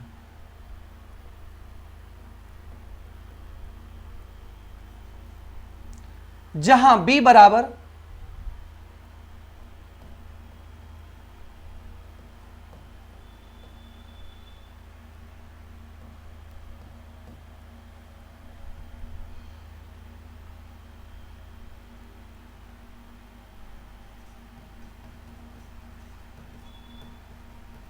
आगे बढ़ेंगे, है ना।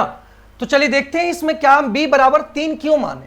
सवाल थोड़ा सा समझिए, b बराबर हम 3 क्यों माने।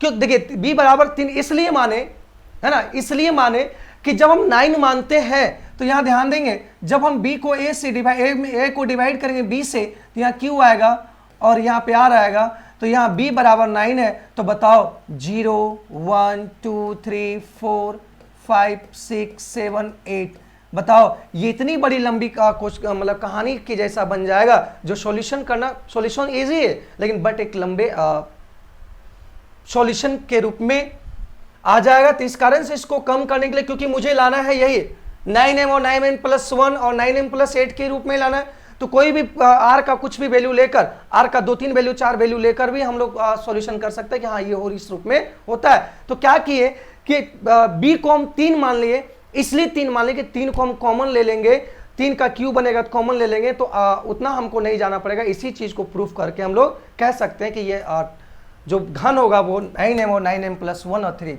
होता है, ठीक है। तो इसलिए अगर यहां 8m होता, 8m प्लस 1 होता तो उसको भी हम मान सकते थे, 2 मान सकते थे, है ना, 2 मानकर वहां सॉल्यूशन कर सकते थे, ठीक है। तो वो कोशिश कीजिएगा कि लंबा अगर रहे तो उसको 2 मान लेंगे, 3 तक 4 तक तो हम लोग यूज कर सकते हैं, लेकिन जब छठा आ जाए, पांचवा आ जाए या क्यूब आ जाए, किसके अगर क्यूब है तो किसी का क्यूब होना चाहिए, 8 है तो 2 का क्यूब, 9 है तो स्क्वायर, है ना। इस टाइप से देखना है कि b 3 का मान है यूक्लिड,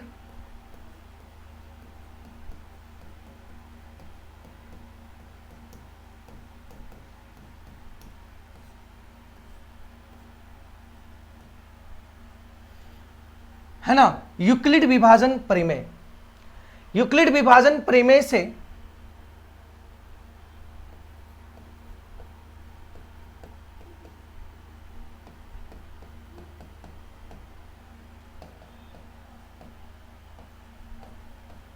a का मान,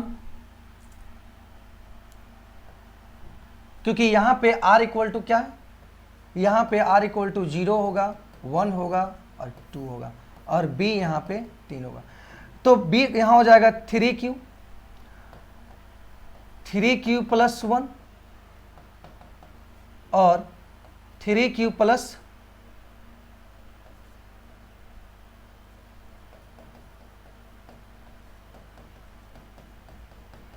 t के रूप में होगा। इसलिए स्टेप 1 से जब अगर हम लेते हैं a का संभव मान,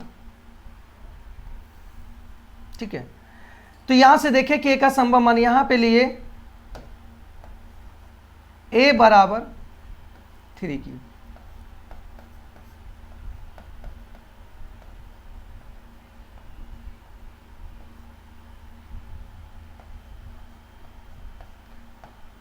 दोनों तरफ घन करने पर, तो जब दोनों तरफ घन कर दिए, जब दोनों तरफ घन करने की कोशिश किए तो दोनों तरफ जब घन है तो ये a क्यू,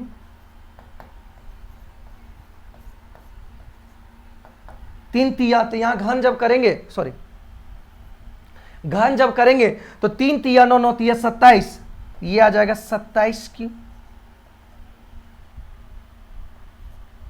क्या आएगा 27 क्यू, ठीक है। लेकिन मुझे हम लेना है किस रूप में, 9m के रूप में लेना है, तो यहां से देखो हम 9 कॉमन ले सकते हैं और यहां पे 3q स्क्वायर ले सकते हैं कि नहीं बच्चों, ले सकते हैं कि नहीं, देख पा रहे होंगे कि यहां पे 27 क्यू का क्यू है, तो यहां पे हम कॉमन ले 9 इंटू 3 क्यू ले सकते हैं,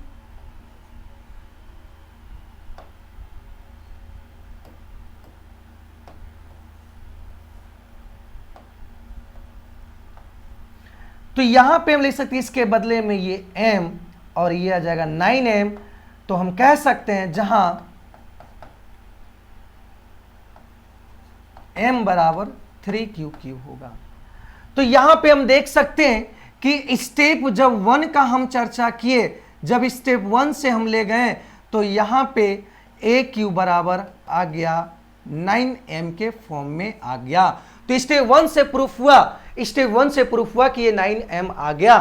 तो 3 लेकर भी बढ़ सकते हैं। अब यहां पे 3 लेकर हम आगे बढ़े तो ये पहला स्टेप से पता चला कि a का जो q अगर करेंगे तो a का जो धनात्मक संख्या जो माने हम धनात्मक संख्या a माने हैं, तो a का जो मान होगा वो हमेशा वो 9m के रूप में होगा। यहां से हम लोग देखें कब r बराबर जब 0 हम लोग वैल्यू लिए, r बराबर क्या लिए 0 वैल्यू लिए। ठीक है, तो a का मान हम क्या इतना संभव है होगा। तो ये स्टेप 1 हुआ। स्टेप 2 से हम चर्चा करेंगे क्योंकि मैंने अभी 0 लेकर आगे बढ़ा है ना, मैंने अभी 0 लेकर आगे बढ़ा। अगला हम लेके चलेंगे, अगला स्टेप लेकर बढ़ेंगे। देखते हैं अगला स्टेप में लेंगे अगला ये संख्या लेकर बढ़े। अगला संख्या 1 जब पुट करें तो ये संख्या को देखते हैं कि यह संख्या 9m+1 या 9m+8 के रूप में होता है कि नहीं होता है, उसके बारे में देखते हैं।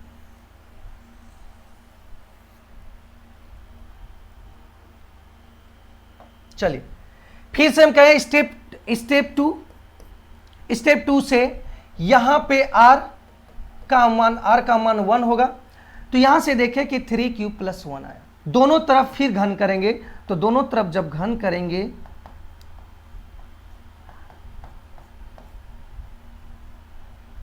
तो हम लोग फॉर्मूला जानते हैं कि a+bq का फॉर्मूला होता है AQ + BQ + 3AB और a+1 a+b, ये फॉर्मूला होता है। जो नहीं जानते बच्चों वो देख लें यहाँ पे कि a+b का होल क्यू का फॉर्मूला होता है AQ + BQ + 3AB × a+b। जो नहीं जानते फॉर्मूला वो फॉर्मूला को यहां से देख लें। ठीक है, तो यहां पे AQ बराबर है 3q + 1q। तो इसको हम निकालते हैं प्लस BQ प्लस 3A यहां पे कितना है प्लस 3q + 1 आ गया।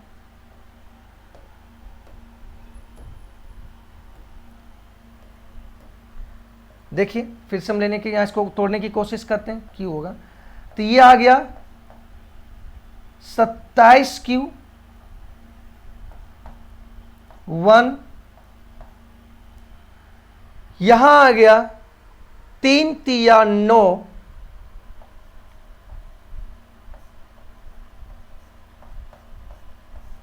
नहीं। ठीक है, यहां से हम बना सकते हैं, थोड़ा सा ध्यान दीजिएगा, यहां से हम बना सकते हैं, देख रहे होंगे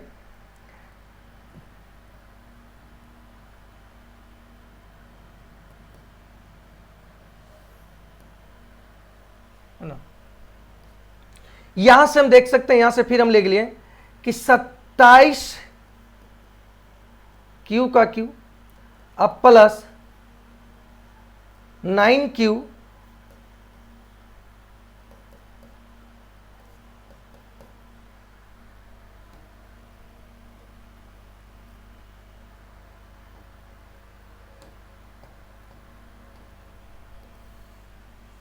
है ना। तो यहां से हम लोग देखें कि ये आया।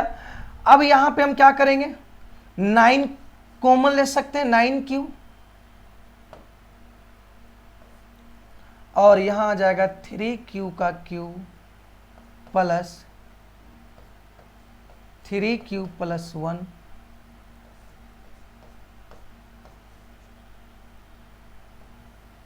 ये। तो यहां से हम लिख सकते हैं, ये पूरा टर्म लिख सकते हैं 9m + 1। तो हम लिख सकते हैं ये 9m + 1 होगा, जहां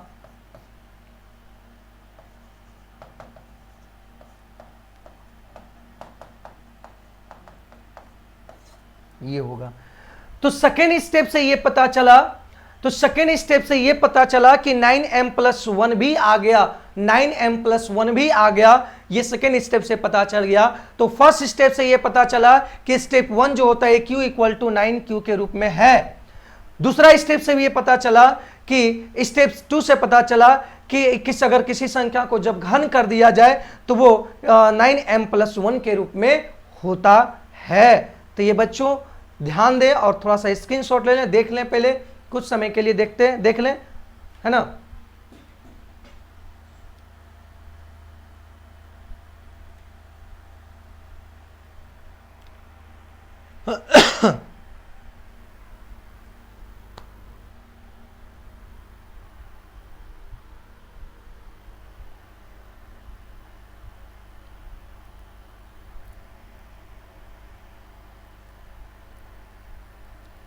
ठीक है, देख लीजिए यहां से क्या किए, क्यू किए, तो 3q का q 1q ये किए, 27q + 1q 9q ये आ गया, 3 3 ठीक है, सब कुछ ठीक है।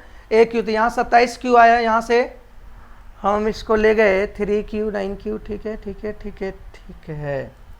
अब यहाँ क्या कि दोनों कॉमन लिए थी, दोनों से 9q कॉमन ले लिए, है ना, पूरी तरह 9q ले लिए, तो ये पूरा टर्म आ गया इसके रूप में।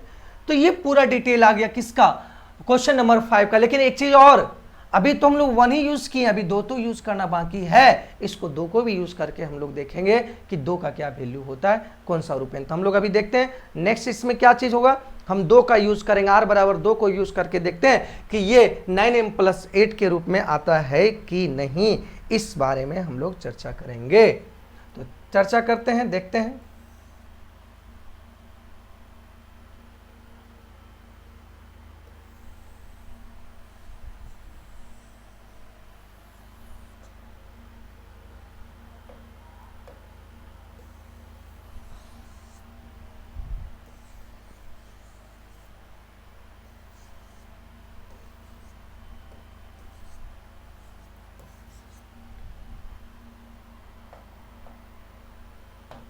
फिर से देखेंगे,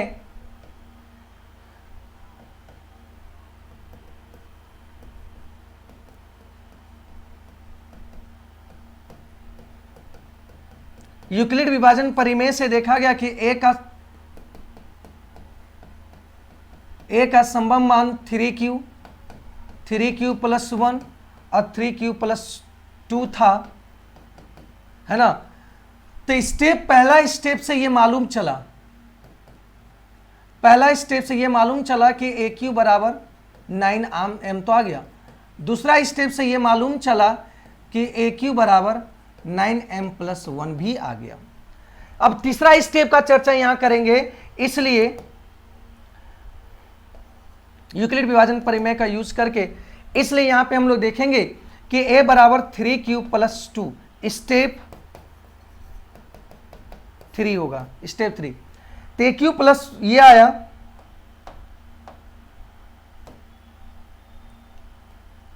तो यहां पे दोनों तरफ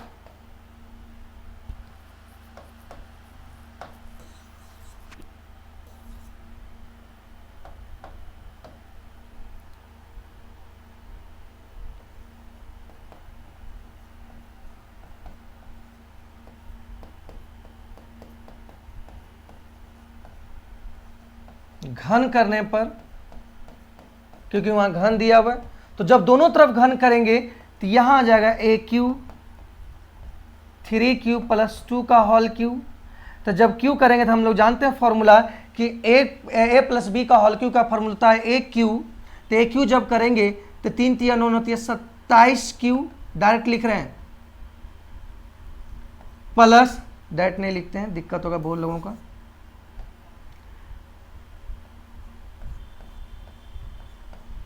BQ + 3ab और इंटू a + b।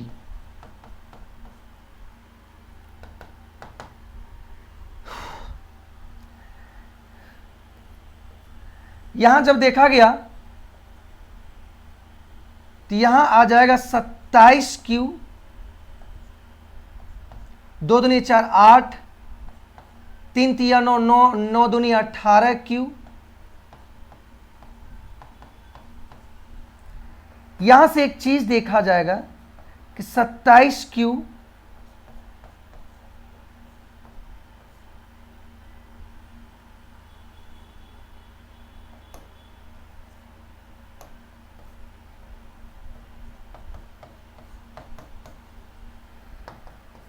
यहां से एक चीज और देखा गया कि अगर ये दोनों हम कॉमन लेना चाहेंगे तो ये दोनों में हम कॉमन लेना चाहेंगे। देखिए कॉमन क्या ले सकते हैं, उस चीज पे थोड़ा सा ध्यान दीजिएगा, कॉमन क्या ले सकते हैं। तो कॉमन यहां पे लेंगे 9Q, तो यहां आ जाएगा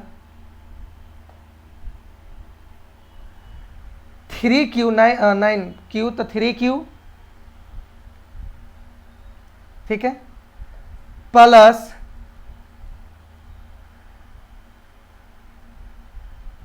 2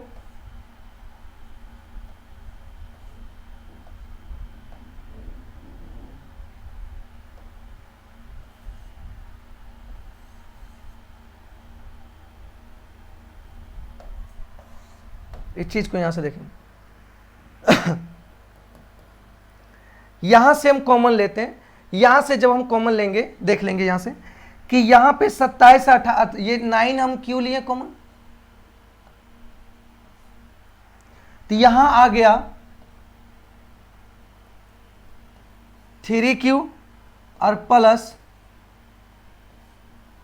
2Q तो कॉमन ले लिए, और 3Q प्लस 2 ये ले लिया, और प्लस इधर कितना 8। तो यहां से हम ये कह सकते हैं कि ये पूरा जो होगा वो m होगा और ये 9m प्लस 8 होगा, और जहां m बराबर q 3Q plus 2 3Q plus 1 होगा। ठीक है, ये आपका प्रूफ हो गया। तो पहला स्टेप से ये भी प्रूफ हो गया कि 9m है, दूसरा स्टेप से भी ये प्रूफ हो गया कि 9m प्लस 1 आया, और चौथा स्टेप से भी हो गया 9m, तीसरा स्टेप से भी 9m प्लस 8 आया। बच्चों बेहतरीन सवाल है ये। अब सवाल उठता है इसमें कि सर यहां पे 9 था, आप मानते थे हमेशा b बराबर 9 मानते थे, ठीक है आप b बराबर 9 भी मान सकते हो। पहले ये देख लेंगे ये चीज समझ में आ गया कि नहीं।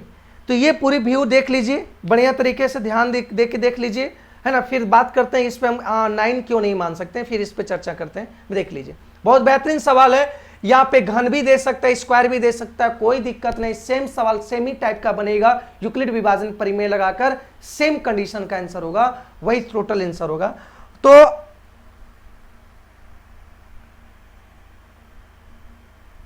अब हम देखते हैं कि सर यहां पे आप जब मानते थे तो b बराबर आप 9 मानते थे, है कि नहीं। बोले हाँ b बराबर 9 मानते थे, क्योंकि ये किस रूप में है, ये a अगर a बराबर लेना चाहेंगे a बराबर BQ प्लस 1 के रूप में है, r के रूप में। तो b बराबर जब 9 होगा तो r का पॉसिबल मान 0 1 2 3 4 5 6 7 8 9 तक तो नहीं। अब ये अगर आपको बनाने का मन है, आप अगर सॉल्यूशन करने की कोशिश करेंगे, तो सॉल्यूशन करने की कोशिश करेंगे तो आपका जो मान होगा वह मान a का संभव मान स्टार्ट करेंगे, और फिर इसी तरह आपको लिखना पड़ेगा 9Q प्लस r, है ना। 9Q प्लस r, फिर दूसरा मान होगा 9Q प्लस 1। इस टाइप से आप सॉल्यूशन करते हुए केस स्टेप 1, दूसरा स्टेप 2-3 स्टेप, मतलब आप 8 स्टेप 9 स्टेप में आप जाके सॉल्यूशन करेंगे, तब इसका आंसर सबको पता चलेगा कि ये 9m और 9m प्लस 1 और 9m प्लस 8 के रूप में ही होता है। आप बच्चों इस पे घर पे जाके आप वर्क कर सकते हैं, बैठ के इस पे देखिएगा कि b बराबर जब 9 ले तो r बराबर इसका ये a का वैल्यू ये रखने पर b 2 ये सब रखने पर हम सॉल्यूशन जब करेंगे तो वो 9m प्लस 1 और 9m प्लस 8 के रूप में ही आएगा। तो हम b बराबर 3 क्यों माने। सवाल उठता है कि सर b बराबर 3 आप क्यों माने, क्या क्या क्या कारण था। अरे b बराबर 3 इसलिए माने क्योंकि जब ये q होगा तो ये 27 बनेगा, उसमें भी तो 9 का मल्टीपल है, और हमको किस फॉर्म में लाना है, बस हमेशा इसी फॉर्म में लाना है। अगर यहाँ पे 8 होता, मान लिया जाए कि सवाल यहाँ पे 8 होता, यहाँ 8 होता, यहाँ 8 होता, तो आप क्या मान सकते थे, तो आप क्या करते कि आप ये करते, कहाँ आप b बराबर 2 मानकर भी आंसर निकाल सकते थे। b बराबर 2 मानकर, 2 का क्यूब करेंगे 8 आएगा, मतलब ये कॉमन तो आ रहा है। 2 मान करके भी बना सकते थे या 4 मान कर भी बना सकते थे, है ना। तो यहां पे हम लोग देखें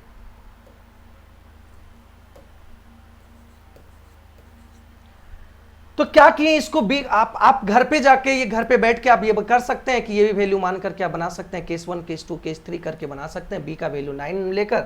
लेकिन अब शॉर्ट फॉर्मूला एक पहली विधि जो था वो एक ऐसा विधि था कि जो कि आपको इतना लंबा सॉल्यूशन नहीं करना पड़ेगा, आप शॉर्ट में ही शॉर्ट करके आप निकल जा सकते हैं। लेकिन आपको हम बार बार कह रहे हैं, बार बार कहना चाह रहे हैं कि आप b बराबर 9 और r बराबर 0 1 2 3 4 5 6 यूक्लिड विभाजन प्रमेय से यूज करके आप case 1 case 2 case 3 step 1 step 2 step 3 step 3 step 4 step 5 6 7 8 9 तक आप इस स्टेप को बनाकर देखेंगे तो जो भी आएगा बस इसी फॉर्म में आएगा।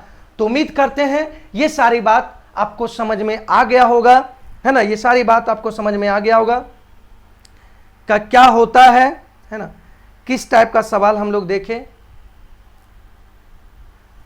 तो ये पूरी बारीकी ढंग से सीखे कि प्रश्नावली 1.1 इसमें 2 कॉन्सेप्ट सीखे कि यूक्लिड विभाजन प्रमेय और यूक्लिड विभाजन एल्गोरिदम के बारे में, और इसमें किस किस प्रकार का सवाल होता है। ये पूरे वास्तविक संख्या से आपका 10 नंबर का मार्क्स उठता है, 10 मार्क्स। इसमें आपको पूरे बारीकी ढंग से सीखना है कि छूट ना जाए, कोई भी सवाल छूट ना जाए। अगर आपका सवाल कुछ भी आता है तो आप इस तरीके से अगर ये एक बार 2 बार प्रैक्टिस कर लेते हैं बैठ के, घर पे बैठ के, तो अब बढ़िया तरीके से आप कोई भी सवाल, या चाहे केसी सिन्हा का हो, चाहे आर.डी. शर्मा का हो, चाहे कोई भी बुक का हो, वो सारा बुक का आप सॉल्यूशन कर सकते हैं बस इसी कॉन्सेप्ट से। तो यहां देखें तो स्टडी 24 के साथ हमेशा जुड़े रहिए, आपको बेहतरीन से बेहतरीन कॉन्सेप्ट आपको सीखने को मिलेगा, और अच्छे सॉल्यूशन के साथ, अच्छे टीचर एजुकेटर के साथ आप बने रहिए, है ना। आपका भविष्य उज्जवल होगा, बस इसके साथ बने रहिएगा हमेशा। 24 घंटा आपके लिए काम करेगी स्टडी 24 प्लस। तो यहाँ पे देखिए कि हमारा उद्देश्य है डिजिटल शिक्षा के क्षेत्र में क्रांति लाना। तो अब हो जाए तैयार बिहार बोर्ड के तैयारी कर रहे विद्यार्थियों के लिए 3 अगस्त, कितना, 3 अगस्त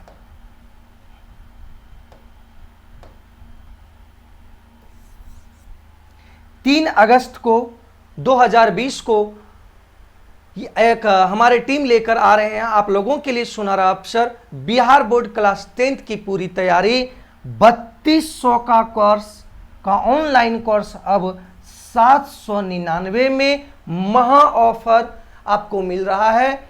ये पूरे बिहार में जितने भी स्टूडेंट तैयारी कर रहे हैं बिहार बोर्ड की तैयारी, आप घर बैठे आप सीख सकते हैं एक अच्छे एजुकेटर के साथ, एक अच्छे सॉल्यूशन के साथ, है ना, एक अनुभवी टीचर के साथ आप घर बैठे पढ़ाई का आनंद लें स्टडी 24 के साथ।